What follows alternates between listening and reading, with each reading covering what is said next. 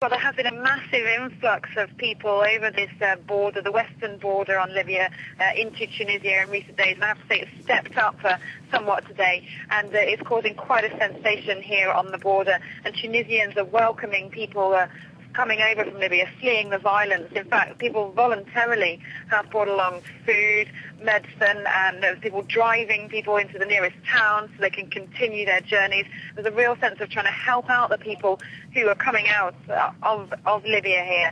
And also then the authorities have swung into action here as well. Just a few kilometres from the border, there's a military base set up, which is a kind of hospital and a stop-off point for people coming out of Libya. So if they come out in the evening and they've got nowhere to go, because this is far from a major town in Tunisia, then they've got bedding, there's a mobile hospital ready to swing into action, complete with operating theatre and all the latest facilities. So there's really a sense that people are organising, and they've been expecting this influx of people since the unrest began, and it is now beginning to step up, and has stepped up significantly today even compared with recent days.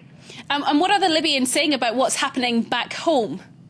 Well, yes, we've been obviously speaking to people coming across the border, trying to find out what's just going on in Libya, and it's a mixed picture, and obviously these are people's personal experiences, and we have to try and use them to put together a clearer picture of what's going on now. It seems very chaotic in the western part of the country, very chaotic indeed, and a very mixed picture even. So different reports coming in from different towns.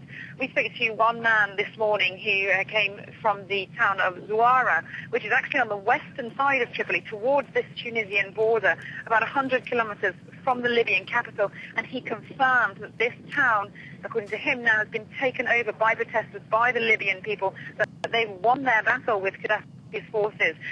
Fighting had been raging there, and he says that people are now in control, and that's calm. But we're hearing different reports from other towns. The town of Zawiya, apparently is still fighting going on. We're not clear what the outcome of that has been, and other towns there along this western stretch along the coastline. We're getting a mixed picture coming out, not quite clear which towns have been taken, which haven't, but still very much in turmoil.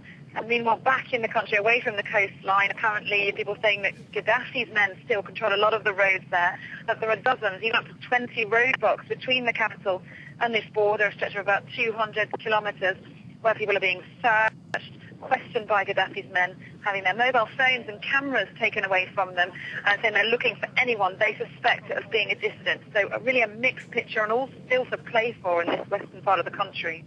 But Catherine, there's also a lot of solidarity between Tunisians and Libyans. Have you seen that kind of mutual support where you are? Absolutely, we have seen that. We see evidence of that every day. There's huge numbers of Tunisians from the local area, even people from the capital, Tunisia, coming to this border area to have a look, to speak to people, to show solidarity. And they're also bringing in supplies, blankets, food, and as I say, using their cars to transport people.